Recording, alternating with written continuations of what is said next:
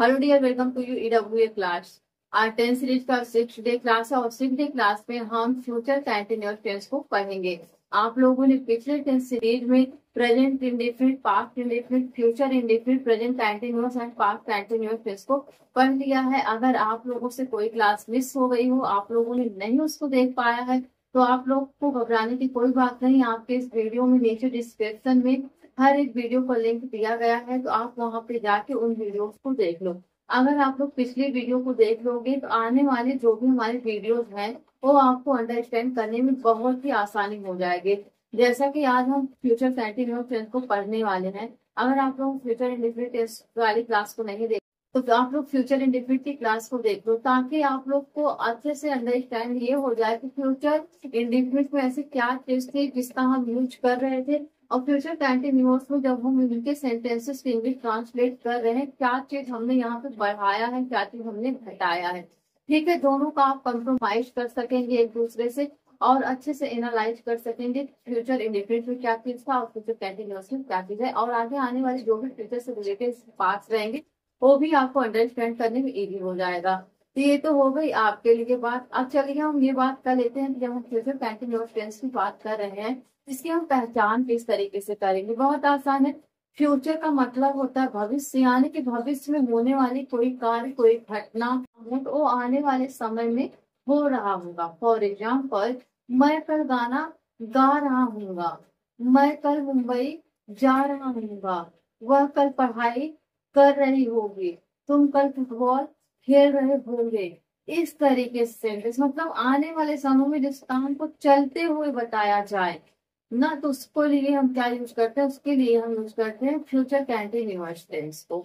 अब हम ये देख लेते हैं कि जब हम फ्यूचर कंटिन्यूअस टेंस को बनाएंगे इसके लिए इसके रूल्स क्या होंगे और इसमें किस तरीके से हम इनकी हिंदी से इंग्लिश ट्रांसलेट करेंगे। तो आइए चलते हैं और देखते हैं इनकी पहचान करना और इनके रूल्स को, और किस तरीके से हम हिंदी से इंग्लिश ट्रांसलेट करेंगे इसको सीखते हैं। तो यहाँ पे आप देख रहे हैं पहचान के लिए, जैसा कि आप लोग को बता ही दिया गया, लेकिन एक बार फिर बता देना। हिंदी के वाक्य जो में आप देखेंगे तो आपको वहां पे कुछ इस तरीके से लिखा हुआ मिलेगा, जैसे रहा होगा, रही होगी, रहे होंगे। ठीक है, आदि शब्द अगर आपको दिखाई पड़ रहे हैं तो आप उसको आसानी से पहचान कर जाओगे। ये जो आपका टेंस है, ये जो आपका सेंटेंस दिया गया है वो फ्यूचर कंटिन्यूअस से रिलेट किया। तो डियर, अब हम ये देख लेते हैं कि हम फ्यूचर कंटिन्यूअस टेंस के इंग्लिश किस तरीके से बनाएंगे। इनको बनाने के लिए क्या रूल्स है। रूल सबसे इम्पोर्टेंट होता है, क्योंकि अगर हमें रूल्स नहीं पता रहेंगे तो हम किस बेस पे बनाएंगे। अगर आप लोगों ने फ्यूचर इंडेफिनिट की क्लास देख रखी है तो आप लोग को याद होगा कि वहां पे हेल्पिंग वर्ब बताई गई थी, विल लगाते हैं हम। ठीक है, तो वैसे तो आप लोग बहुत सारे ऐसे क्लास में देख रहे होंगे जहाँ पे विल और सेल दोनों के बारे में चर्चा की गई होगी, लेकिन जो हमारी मॉडर्न इंग्लिश है, मॉडर्न इंग्लिश में सेल का यूज जो है वो हमेशा से लिए हटा दिया गया है। बट अगर आप विल और सेल दोनों का यूज करते हैं तब भी आपका जो सेंटेंस होगा वो करेक्ट होगा, रॉन्ग नहीं होगा। ठीक है, लेकिन अधिकतर हम फ्यूचर में क्या करते हैं, विल ही यूज करते हैं, सेल को यूज नहीं करते हैं। तो आइए हम ये देख लेते हैं कि हम किस तरीके से फ्यूचर कंटीन्यूअस टेंस में उनके सेंटेंसेस को हिंदी टू इंग्लिश ट्रांसलेट करेंगे और उनको ट्रांसलेट करते वक्त हम कौन से रूल को लगाएंगे। तो यहाँ पे रूल आप देख रहे हैं, सबसे पहले सब्जेक्ट लिखा गया है, फिर इसके बाद विल बी जो कि इसका हेल्पिंग वर्ब है हम उसको लगाएंगे। उसके बाद हम वर्ब के फर्स्ट फॉर्म को लगा के उसके साथ आईएनजी को ऐड करेंगे और उसके बाद हम ऑब्जेक्ट को लगाएंगे। सब्जेक्ट यानी कि सब्जेक्ट क्या होता है, सब्जेक्ट आप सबको अच्छे से पता है क्योंकि आपको पिछली क्लासों में इतने अच्छे सब्जेक्ट बता दिया गया है, कोई सब्जेक्ट रहेंगे चेंज नहीं होने आए, लेकिन फिर भी चलिए यहाँ पे एक बार फिर से रिपीट कर दिया जाता है। सब्जेक्ट जैसे ही, सी, इट या फिर किसी पर्सन का नाम हो, और I, we, you, they plural number हो, तो क्या है वो हमारे सारे सब्जेक्ट है। और सारे सब्जेक्ट के साथ फ्यूचर में आपको विल को भी लगाना है। यहाँ पे हम कंटिन्यूअस की बात कर रहे हैं, हम यहाँ पे हर एक सब्जेक्ट के साथ विल बी को लगाएंगे। उसके बाद हम फर्स्ट फॉर्म वर्ब के लगा के आईएनजी लगाएंगे। आईएनजी लगाने का मतलब होता है ये काम चल रहा है, ये बताता है काम चल रहा है, ये बताने का काम कौन कर रहा है, आईएनजी कर रहा है। आपका हार्ट बीट, हार्ट देख रहे हो वो भी धक धक धक धक कर रहा है ना, तो हमें पता है सांसें चल रही तभी हार्ट बीट हो रहा है। अगर सांसें बंद हो हार्ट बीट बंद हो जाएगा। उसी तरीके से अगर आईएनजी आप हटा दोगे तो काम चल रहा है ऐसा नहीं दिखाया जाएगा। ठीक है, काम पूरा हो गया होगा या फिर नहीं हुआ होगा, इस तरीके से दिखाएगा, कुछ रहा ही नहीं दिखाएगा। तो आप सिंपल से पहचान करने के लिए कंटिन्यूअस का हार्ड नाम रख दो। हार्ड की जहाँ पे मतलब जहाँ पे चल रही चीजों की बात होगी वहां पे कंटिन्यूअस होना ही होना है, ये टाइम। अब हम देख लेते हैं हम किस तरीके से फ्यूचर कंटिन्यूअस टेंस को अपने डेली यूजेस में ले आ सकते हैं। जैसे मैं पढ़ रहा हूँगा, आई विल बी स्टडिंग। वे काम कर रहे होंगे, दे विल बी वर्किंग। मैं खेल रहा हूँगा, आई विल बी प्लेइंग। तुम सो रहे होगे, यू विल बी स्लीपिंग। वह कूद रहा होगा, he will be jumping. Way dance कर रहे होंगे, दे विल बी डांसिंग। इस तरीके से आप भी अपने डेली लाइफ में जितने चाहे उतने सेंटेंसेस के इंग्लिश को बना के यूज कर सकते हैं, और करके कर सकते हैं का सवाल ही नहीं है, आप करके इसको, ताकि आपके इंग्लिश स्पीकिंग जो है वो बेस्ट हो सके। चलिए हम अपने यहाँ पे जो एग्जाम्पल लिखा है इसके इंग्लिश को बना लेते हैं। आप लोग को रूल अच्छे से पता है तो आप लोग बिना कंफ्यूज हुए आप लोग भी बनाइए और हम भी बना के आप लोग को दिखाते हैं, ठीक है। और देखिएगा कि आप लोगों ने कितना करेक्ट किया है, यहाँ से मैच कर लेना। यहाँ पे लिखा गया है मैं कल पढ़ाई कर रहा हूँगा, आने वाले समय में काम करने की बात कही जा रही, मतलब आने वाले समय में पढ़ाई कर रहा हूँगा। इसकी इंग्लिश होगी आई, सब्जेक्ट हमारा आई है, will be helping work students tomorrow, ठीक है। आने वाले कल की बात कही जा रही है यहाँ पे। इस तरीके से आप बनाओगे स्पीच। और अगला जो है वो है वह कल टीवी देख रही होगी। इसके लिए हम लिखेंगे यहाँ पे सब्जेक्ट हमारा सी रहेगा, क्यों, क्योंकि लड़की की बात तो रही होगी आ रहा है ना। यहाँ पे हम सी लिखेंगे कि सब्जेक्ट हमारा क्या रहेगा, विल बी वाचिंग, देखने के लिए, ठीक है, वाचिंग टीवी टुमारो। इस तरीके से आप आसानी से किसी भी सेंटेंस की फ्यूचर कंटिन्यूअस टेंस में इंग्लिश को बना लेंगे। अगला जो है हमारा है हम कल अपने प्रोजेक्ट पर काम कर रहे होंगे, ये भी एक प्लान की बात कही जा रही है। तो यहाँ पे हम लिखेंगे will be working on her project tomorrow, ठीक है, ठीक है। आप इस तरीके से। अगला है मैं कल गाना गा रहा हूँगा, मैं कल गाना गा रहा, आई will be singing a song tomorrow. अब ऐसा तो है नहीं सारा का सारा किया ही जाएगा, कुछ मना भी किए जाएंगे, और जहाँ पे मना किए जाएंगे उसको हम क्या कहेंगे, निगेटिव सेंटेंस कहेंगे। अब हम देखेंगे कि निगेटिव सेंटेंस के जब हम इंग्लिश ट्रांसलेट करेंगे तो उसके लिए हम कौन से रूल को लगाते हैं। तो आइए हम इनके रूल्स को देख लेते हैं। यहाँ पे लिखा गया subject will not B, verb का फर्स्ट फॉर्म आईएनजी और ऑब्जेक्ट लिखा गया है। यहाँ पे आप थोड़ी चीज का ध्यान दीजिए, जब आप पॉजिटिव सेंटेंस बना रहे हैं तो वहां पे विल और बी आप एक साथ लगा रहे थे, लेकिन जब आप निगेटिव बनाओगे तो यहाँ पे विल और बी में थोड़ी दूरी आ गई है। दूरी किसकी वजह से आई है, नॉट की वजह से आई है। नॉट जो है वो अपना स्थान वहां पे विल और बी के बीच में बना लिए हैं। तो इनको आप थोड़ा फोकस करके एकदम केयरफुली लिखिएगा, नहीं तो कभी कभी होता है ना बच्चे हड़बड़ाहट में विल भी लगाए और नॉट लगा के ऐसा लगे तो आप करेंगे तो ऐसा गलत हो जाएगा। तो आइए देखते हैं किस तरीके से हम इनके सेंटेंसेस के इंग्लिश को बनाएंगे, ठीक है। यहाँ पे लिखा गया है मैं पार्टी अटेंड नहीं करूंगा।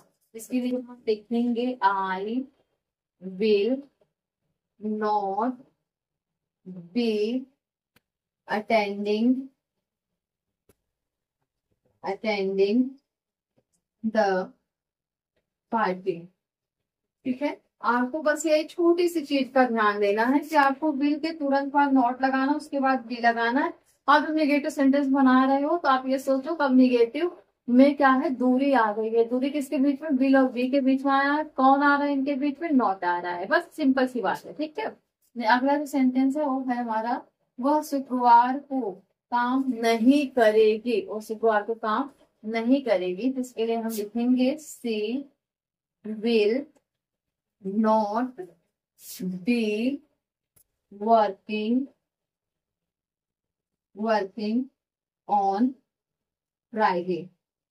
ठीक है, इस तरीके से आप इनकी इंग्लिश को बनाएंगे। अगला है, वे छुट्टी के दौरान यात्रा नहीं करेंगे। इसके लिए हम इंग्लिश बनाएंगे दे, सब्जेक्ट में हमारा वे, इसका इंग्लिश होती है they will not B travelling during the holiday. ठीक है, इस तरीके से आप हिंदी इंग्लिश को बनाएंगे। अगला है हमारा, मैं परीक्षा के लिए पढ़ाई नहीं करूंगा। मैं परीक्षा के लिए पढ़ाई नहीं करूंगा, तो इसके लिए लिखेंगे हम I will not be studying for exam. ठीक है, ठीक है। तो आप बहुत ही आसान तरीके से पॉजिटिव सेंटेंसेस की इंग्लिश को और निगेटिव सेंटेंसेस की इंग्लिश को बना लेंगे। कुछ भी इसमें नहीं रखा है। पॉजिटिव में आपको सब्जेक्ट के बाद विल भी एक साथ लगाना है, बट निगेटिव में आपको थोड़ी सी चीज का ध्यान देना है कि जब आप इसको निगेटिव सेंटेंस की इंग्लिश बना रहे होंगे तो आपको सब्जेक्ट के बाद विल लिखना है, उसके बाद नॉट लगा के फिर आपको बी लिखना है। ठीक है, आप ऐसा नहीं करिएगा कि आप विल बी नॉट लगाएंगे तो आपका सेंटेंस जो होगा वो रॉन्ग हो जाएगा। तो आप छोटी छोटी मिस्टेक पर अपना थोड़ा सा ध्यान दीजिएगा। कंटिन्यूअस टेंस में किस तरीके से इंट्रोगेटिव सेंटेंस हम हिंदी से इंग्लिश ट्रांसलेट करेंगे और उनको ट्रांसलेट करते वक्त हम कौन से रूल को लगाएंगे। तो यहाँ पे भी आपको कुछ नहीं करना है, जो हमारा हेतु है उसको हमें बाहर लिखना है। यानी कि सबसे पहले हम यहाँ पे विल लगाएंगे, इसके बाद सब्जेक्ट लगाएंगे, फिर हम उसके बाद बी लगाएंगे, फिर वर्ब के फर्स्ट फॉर्म के साथ आईएनजी लगाएंगे, उसके बाद ऑब्जेक्ट एंड क्वेश्चन मार्क को लगाएंगे। ठीक है, ध्यान देने वाली बात यहाँ पे ये है कि आप लोग निगेटिव सेंटेंस को किस तरीके से कर रहे थे। आप लोग निगेटिव में सब्जेक्ट लिख रहे थे पहले, फिर उसके बाद विल लगा रहे थे, फिर उसके बाद नॉट लगा के फिर भी लगा रहे थे।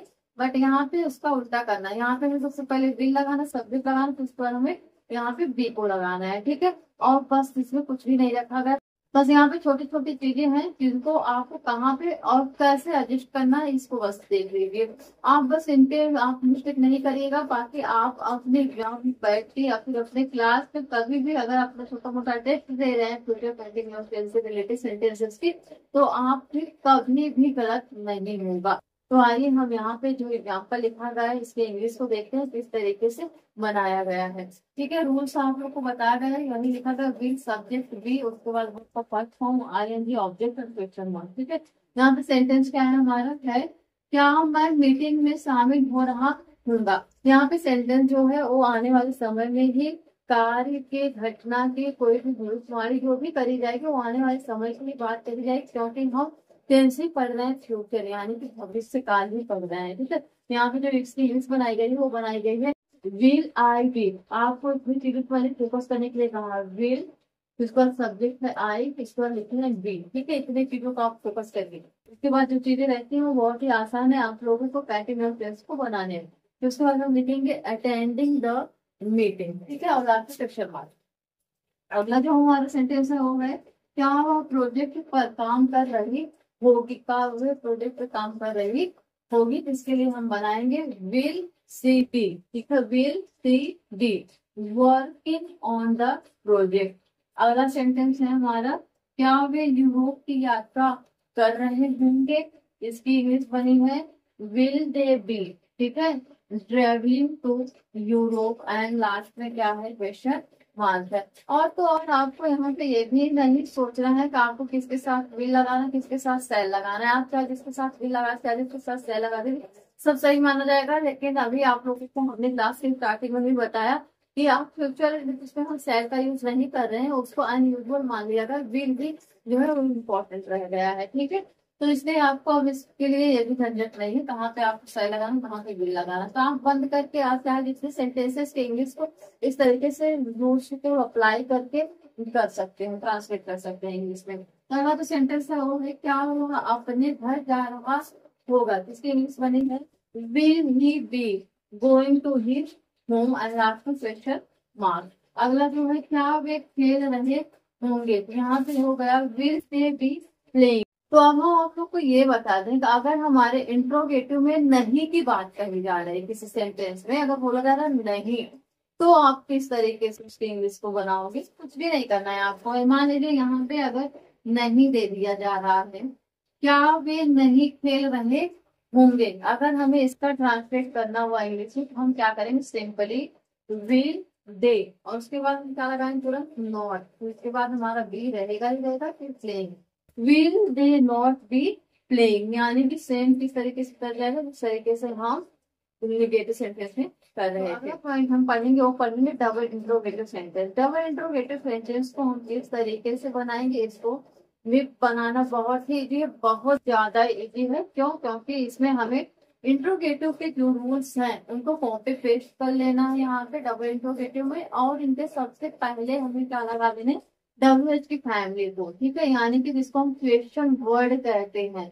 What, when, why, where, how, इस तरीके के जो वर्ड्स होते हैं उनको हम सबसे पहले लगाने हैं। फिर उसके बाद हमें हेल्पिंग वर्ब लगाने, यानी बी को, फिर इस पर हम सब्जेक्ट लगाना, फिर बी लगाना, फिर वर्ब के फर्स्ट फॉर्म के साथ I object and last question mark को लगाना है। ठीक है, सिंपल तरीके से इसका रूल है। अगर आपको इंट्रोगेटिव बनाना आता है तो आपको डबल इंट्रोगेटिव बनाने में कोई भी प्रॉब्लम नहीं होगी, और आपको इसकी पहचान करना भी बहुत आसान होगा। इसकी पहचान आप किस तरीके से करेंगे? आपको सामने कुछ इस तरीके से सेंटेंस आएंगे। फॉर एग्जाम्पल, कल वह काम क्यों नहीं कर रहा होगा, कल मैं कौन सा गाना गा रहा हूँगा, कल वह कौन सी किताब पढ़ रही होगी। इस तरीके के जो सेंटेंस होंगे वो हमारे डबल इंट्रोगेटिव सेंटेंस में होते हैं। ठीक है, तो आइए देखते हैं किस तरीके से हम इनके इंग्लिश को बनाए हैं। तो यहाँ पे लिखा गया है सबसे पहले, लड़के कहाँ जा रहे होंगे। लड़के कहाँ जा रहे होंगे, यहाँ पे जो सवाल किया जा रहा है वो कहाँ पे है? बीच में है, वाक्य के बीच में रहेगा। ठीक है, लेकिन इसका जो इंग्लिश होता है, यानी कि जो इसकी WH फैमिली हम अभी बताए आप लोग को,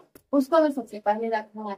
यहाँ पे आप देख रहे हैं कहाँ की इंग्लिश हमने सबसे पहले यहाँ पे दिख रखा वेयर, फिर उसका हेल्पिंग वर्ब विल, इसके बाद सब्जेक्ट है द बॉय, उसके बाद बी और गोइंग, और उसके बाद क्वेश्चन मार्क। तो कंप्लीट सेंटेंस क्या बनता है? कंप्लीट सेंटेंस है हमारा where will the boy be going. Next जो है वो है, तनु खाना कब खा रही होगी। तो यहाँ पे सबसे पहले कब की इंग्लिश को देखो, तो यहाँ पे लिखा गया when will Tanu be eating the food, and last question mark. अगला जो है वो है, तो वे पत्र क्यों नहीं लिख रहे होंगे। अब नहीं की बात कही जा रही है, तो इसमें आपको कंफ्यूजन हो रहा है, नहीं भी आ सकता है, हाँ भी सब में कर ही रहे होते, तो नहीं भी कर रहे हैं। उसके लिए आपको क्या करना, सिंपली आप सबसे पहले तो अपना क्वेश्चन वर्ड यानी WH की फैमिली लगाओ, इसमें आपका कोई भी कंफ्यूजन नहीं होगा, ऐसे वैसे ही रहेगा। यहाँ पे इसमें सबसे पहले वाई लिख दिया, फिर इसका विल लिखा, फिर सब्जेक्ट के साथ क्या लगाओगे? नॉट लगाओगे, फिर इसके बाद भी लगाओगे। ठीक है, फिर राइटिंग और लेटर यानी कि आपका वर्ब और ऑब्जेक्ट रहेगा। ठीक, तो इसका कंप्लीट सेंटेंस जो है वो बनता है, Why will you not be writing a letter? ठीक है, अगला जो सेंटेंस है वो है, सीमा क्यों रो रही होगी। इसकी इंग्लिश बनेगी, Why will Seema be waiting and question mark। आखिर में सेंटेंस है, वह कौन सी कहानी पढ़ रही होगी। इसका बनेगा, Who will she be reading the story. तो आप बहुत ही आसान तरीके से फ्यूचर कॉन्टिन्यूअस में उनके सेंटेंसेस की हिंदी को इंग्लिश ट्रांसलेट कर लेंगे। तो क्योंकि इसमें जो रूल्स हैं उसमें कुछ भी नहीं रखा गया, बहुत ही मामूली से रूल्स है। बहुत सारे बच्चे हमारे ऐसे होते हैं जिनको टेंस की बड़ी टेंशन होती है ना, तो उनकी सारी टेंशन को दूर करने के लिए एक एक टॉपिक को पढ़ाया जा रहा है आपके EWA क्लास में। तो आप लोग हर एक टॉपिक को अच्छे से देखिए। अगर आपका हर एक टॉपिक पे 15 मिनट 20 मिनट चले ही जा रहे हैं तो क्या ही चले जा रहे हैं। अगर आप लोग एक बार सीख लोगे तो आप लोग अपनी पूरी लाइफ टाइम तक टेंस को नहीं भूल पाओगे। तो आप लोग तो खुद तो सीखो ही, और अपने से छोटे या फिर बड़े चाहे जो हो, जिनको नहीं आ रहा उनको भी सिखाओ। ठीक है, शिक्षा का मतलब यही है, खुद ग्रहण करो, दूसरों को भी बांटो। तो चलिए अभी हम ये भी सीखेंगे कि हम फ्यूचर कंटिन्यूअस टेंस का यूज कहाँ कहाँ पे करते हैं, जो कि सबसे इम्पोर्टेंट पॉइंट यही है। ठीक है, तो आइए देखते हैं हम इनके यूज को कहाँ कहाँ पे करते हैं। तो सबसे पहला जो यूज है वो है future action that will be on going, मतलब भविष्य में होने वाले कार्यों के बारे में जहाँ पे हम बताते हैं वहां पे हम यूज करते हैं। For example, I will be studying for my exam tomorrow. मैं कल अपनी परीक्षा के लिए अध्ययन कर रहा हूँगा। ठीक है, भविष्य में निरंतर काम करने को वर्णन किया जा रहा है, वहां पे बताया जा रहा है। मतलब नेक्स्ट में जो they will be travelling to Europe next summer, वे अगली गर्मियों में यूरोप की यात्रा करेंगे। वे अगली गर्मियों में यूरोप की यात्रा करेंगे। ठीक, अगला यूज हम करते हैं टू एम्फेसिस ड्यूरिंग, अवधि को बताने के लिए, मतलब समय को बताने के लिए भी हम फ्यूचर कंटिन्यूअस टेंस का यूज करते हैं। For example, I will be working on this project for 3 month, मैं इस परियोजना पर 3 महीने तक काम करूंगा। मैं इस परियोजना पर 3 महीने तक काम करूंगा। ये एक समय की बात है, और जहाँ पे समय बताया जाए तो वहां पे भी हम फ्यूचर कंटिन्यूअस टेंस का यूज करेंगे। नेक्स्ट है she will be attending a conference for 2 days, वह 2 दिन तक एक कॉन्फ्रेंस को अटेंड करे। तो जो हमारा अगला यूज है वो है टू डिस्क्राइब साइमल्टेनियस एक्शन, यानी कि एक साथ 2 काम की बात यहाँ पे करी जाएगी, वहां पे भी फ्यूचर कंटिन्यूअस टेंस का हम यूज कर लेंगे। तो यहाँ पे एग्जाम्पल लिखा गया है, I will be cooking dinner will they are watching TV, मैं खाना बना रही होंगी जबकि वे टीवी देख रहे होंगे। यहाँ पे 2 काम एक साथ बता रहे, खाना बनाए तो दूसरा टीवी देखने का। तो हम उसके लिए क्या करते हैं, उसके लिए हम विल का यूज करेंगे। ठीक है, जब सबके लिए क्या करेंगे, विल का यूज करेंगे। तो यहाँ पे जो एक साथ काम बताया जा रहा है, इसका आप किस तरीके से करो इसको देखते हुए। यहाँ पे पहला जो आपका सेंटेंस है, जब मैं खाना बना रही होंगी। ठीक है, तो ये तो आपका फ्यूचर का होगा, फ्यूचर कंटिन्यूअस टेंस होगा। यहाँ इस साइड का आप कामा के पहले जितना सेंटेंस लिखा रहेगा उसको आप फ्यूचर कंटिन्यूअस टेंस के अकॉर्डिंग सॉल्व करोगे। लेकिन जो जब की बात का शब्द रहेगा, यानी कि ये दे आर वाचिंग टीवी, ये आपका हो जाता है प्रेजेंट कंटिन्यूअस टेंस का। ठीक है, यानी कि एक साइड आपका फ्यूचर कंटिन्यूअस टेंस रहेगा और दूसरा वाला जो कामा के साइड सेंटेंस रहेगा वो क्या रहेगा, वो आपका प्रेजेंट कंटिन्यूअस रहेगा। इसको ध्यान देना। ठीक है, यहाँ पे आप रूल अच्छी तरीके से देख रहे हैं, यहाँ पे विल भी यूज किया गया है, यहाँ पे देखिए साथ आर और वाचिंग यूज किया गया है। तो आप इनकी हेल्पिंग वर्ब से अच्छी तरीके से पहचान रहे हैं कौन सा टेंस यहाँ पे लगा हुआ है। नेक्स्ट जो है वो है हमारा they will be playing football will we are cheering, यहाँ पे कह रहे हैं कि जब नहीं, वे फुटबॉल खेल रहे होंगे, वे फुटबॉल खेल रहे होंगे जबकि हम जयकारा कर रहे होंगे, जबकि हम जयकारा कर रहे होंगे। तो यहाँ पे भी आप देख रहे हैं इस साइड क्या बना है, इस साइड कौन सा रूल लगा है, साइड फ्यूचर कंटिन्यूअस का रूल लगा हुआ है। और जबकि बाद, जबकि शब्द के बाद क्या लग गया है, इसके बाद लगा हुआ है प्रेजेंट कंटिन्यूअस टेंस। कारण और प्रभाव जहाँ पे बताया जाएगा वहां पे भी हम इसका यूज करेंगे। तो ये इसका क्या है, I will be ride because I will be working late, मैं थक जाऊंगा क्योंकि मैं देर तक काम करूंगा। मैं थक जाऊंगा क्योंकि मैं देर तक काम करूंगा। यहाँ पे जो कारण और प्रभाव जहाँ पे बताओगे फ्यूचर में, तो वहां आप दोनों सेंटेंसेस जो सॉल्व करोगे वो क्या है, दोनों के दोनों साइड आपका फ्यूचर के रूल भी लगे हुए हैं। यहाँ पे भी आई विल भी लगा हुआ है। ठीक है, आई विल भी यहाँ पे भी लगा हुआ है और आई विल भी यहाँ पे लगा हुआ है। नेक्स्ट है they will be success because they will be studying hard, वे सफल होंगे क्योंकि वे अपने अध्ययन में मेहनत कर रहे हैं। अगला यूज है वो है टू डिस्क्राइब बैकग्राउंड एक्शन, यहाँ पे पिछले काम को बताने के लिए किसी पृष्ठभूमि की जहाँ पे पुष्टिकरण किया जाएगा उसको बताने के लिए भी हम फ्यूचर कंटिन्यूअस टेंस का इस्तेमाल करते हैं। तो यहाँ पे लिखा गया I will be listening to music will be work, मैं संगीत सुनते हुए काम करूंगा, मैं संगीत सुनते हुए काम करूंगा। तो डियर आप इस तरीके से फ्यूचर कंटिन्यूअस टेंस के यूज को जान गए हैं और बाकी किस तरीके से आप सेंटेंसेस को बनाते हैं उनके सारे रूल्स को जान गए हैं। आइए एक बार हम उनको एनालाइज कर लेते हैं। जैसे कि हम अगर पॉजिटिव सेंटेंस जब बनाएंगे तो किस तरीके से बनाएंगे, मैं खेल रहा हूँ, आई विल बी प्लेइंग, मैं नहीं खेल रहा हूँ, I will not be playing, क्या मैं खेल रहा हूँ, इसके लिए हम बोलेंगे विल आई बी प्लेइंग, मैं क्यों खेल रहा हूँगा, इसके लिए हम बोलेंगे why will I be playing. इस तरीके से आप चारों सेंटेंसेस को आराम से बना सकते हैं, आपको कोई भी बनाने में इनकी दिक्कत नहीं होगी। और आपको यूज कहाँ कहाँ पे करना है इसको बता दिया गया है। भविष्य में किसी काम को निरंतर जारी रखने के लिए हम यूज करते हैं। और उसके बाद हम समय को जहाँ पे बताते हैं वहां पे यूज करते हैं। उसके बाद जब हम एक साथ जो काम को करते हैं तो वहां पे भी हम फ्यूचर कंटिन्यूस टेंस का यूज करते हैं। तो डियर, ये रहा आपका होमवर्क जिसे आप लोग स्वयं से इंग्लिश ट्रांसलेट करोगे और आप लोग बताओगे हमें कमेंट बॉक्स में कमेंट करके कि आप लोगों ने कितने आंसर करेक्ट किए हैं। और अगर आप लोगों को किसी प्रकार की कोई भी प्रॉब्लम हो रही है तो आप लोग उसे हमें कमेंट बॉक्स में कमेंट करके पूछ सकते हैं, जिसका मैं आप लोग को आंसर कर दूंगा। आप लोग अपने इंग्लिश में डेली प्रैक्टिस करते रहिए। आप लोग के आसपास जितने भी ऐसे सेंटेंसेस आ रहे हो जो भविष्य में होने वाले, जो फ्यूचर की बात कर रहे हो, या फिर आप लोग ये जो फ्यूचर में प्लान कर रहे हो, अपना उस सारे को प्लान करो और सारे की इंग्लिश ट्रांसलेट करो और उनका इंग्लिश बनाओ और उनका आप लोग अपने डेली लाइफ में यूज करो। डियर, इस तरीके से आप लोग हमेशा डेली प्रैक्टिस करते रहो, जिससे आप लोग की इंग्लिश स्पीकिंग जो है वो बेस्ट हो सके। और तो और अगर कहीं भी किसी चीज की कोई प्रॉब्लम आ रही है तो आप उसे कमेंट बॉक्स में कमेंट करके जरूर पूछिए, इसमें कोई इरिटेशन की बात नहीं है। यहाँ हम सब सीखने के लिए ही आए हैं, तो सीखते रहिए, मस्त रहिए, पढ़ते रहिए। और वीडियो पसंद आए तो इसको लाइक सब्सक्राइब जरूर करें। नेक्स्ट वीडियो में जब हम मिलेंगे तो हम वहाँ पे प्रेजेंट परफेक्ट टेंस को पढ़ेंगे। तब तक के लिए बाय बाय, अपना ख्याल रखिए, टेक केयर।